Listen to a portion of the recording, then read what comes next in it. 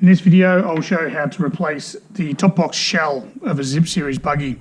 So we'll begin by removing the two components, the speed controller and the top box. I've got a handheld Phillips head screwdriver and also a Phillips head attachment with a power drill and a piece of foam to put some screws in. So we'll begin with removing the speed controller. There's 4 screws on the outer side.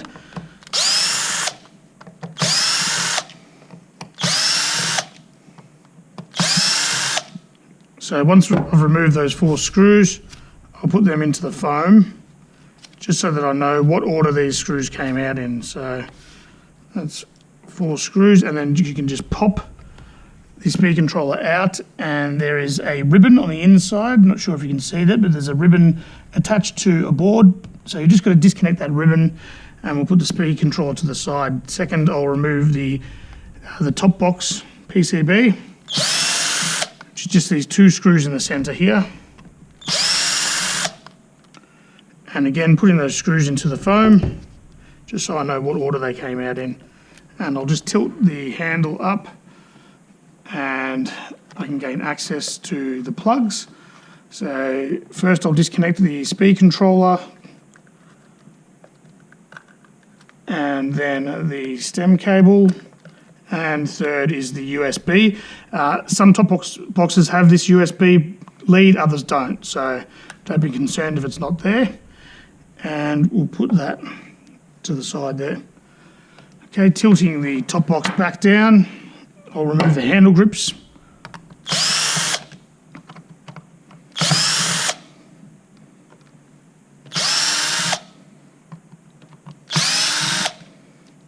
And the handle grips just pull off on either side. So once they've been removed,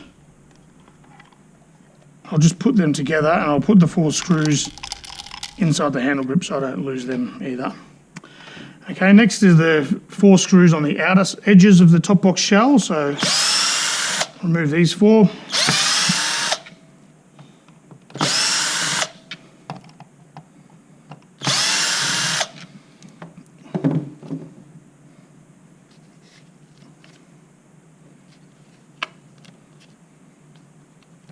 So that's the outer shell 4, and then the 2 center screws I'll next remove. These are bigger screws, and I'll just put them in the center of the foam there. Okay, now that all the screws have been removed, you can separate the top and the bottom. This is the back plate of the 2 halves, and you'll notice that there's some wiring on the inside. Again, this may not be on yours because some have a USB charging port, others don't. You'll notice that there is a sub cable. This is where your ribbon for your speed controller attaches, which runs through here and down to here and then plugs into your top box PCB. This wiring here, the red and black, that is for your USB charging port, and this here is for the stem cable. For the sake of this video, I will remove and replace this lead. So what we need to do is just disconnect this top toggle. I like to actually remove this entire toggle. It gives me a bit more access when I'm replacing it, and I'll just put that into the foam again. But the second 2 you don't really need to actually remove. You can just unscrew them and then tilt it to the side like so, just moving it to the side. Now keep a track of exactly the way that this has been removed so that you can put the replacement back in. You've got the white, red and black up the top, and then the brown, yellow and blue at the bottom. So you can take this cabling out of position, give me a little bit firm here, and replace it with a new one. So when I replace it, I basically start about here and then I push this in so that the bare cables can go around the corner, and then I just push the toggle across and then feeding this through just to make sure that none of this is going to get caught up when you reassemble. And again, the toggle across, and we'll start from the bottom, just tighten that up until firm, and again until firm.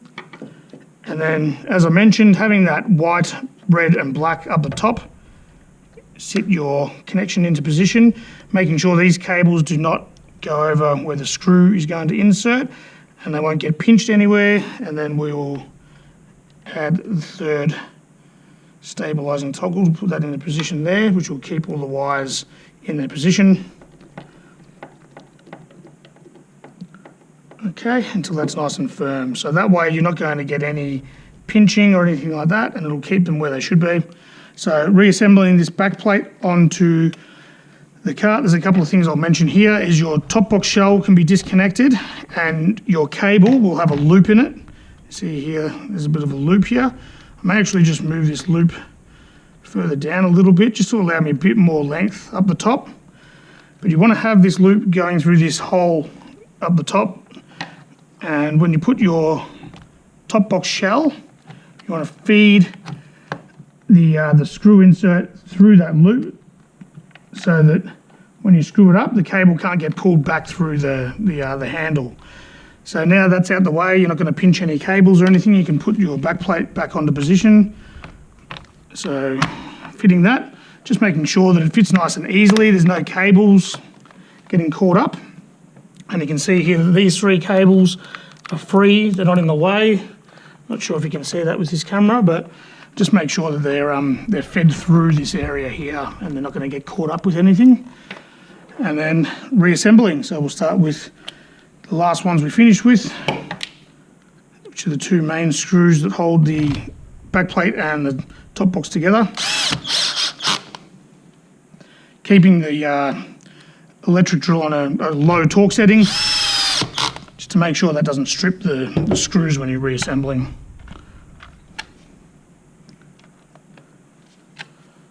Four outer screws.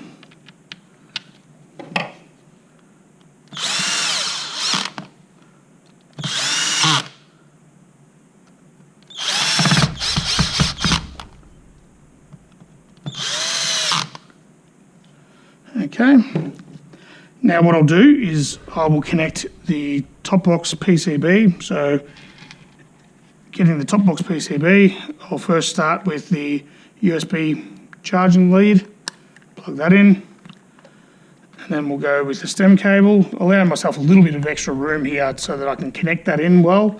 You might need to do that yourself. And that's finally the speed controller connection. All 3 of them are in position. Now you see that there's, I'm not sure if you can see here, but there is 2 port holes that you just got to make sure you don't get these cables caught up in. And just sitting that top box back in a position. If there is cables in the way, you'll probably feel them, so just be cautious when you do reassemble it.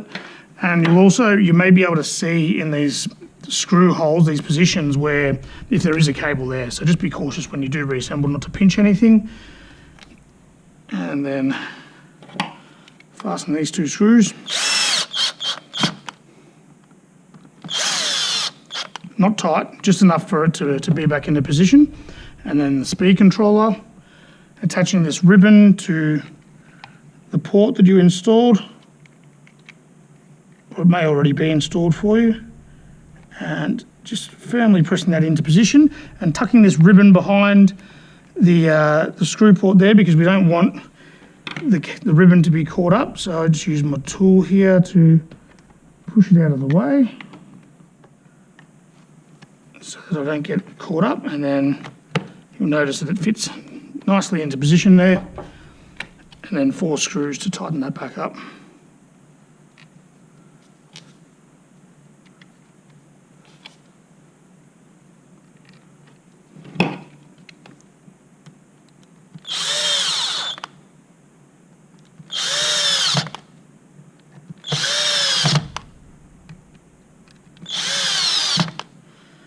And then finally, you want to connect your handle grips like so, one on either side, and then the 4 screws into the grips.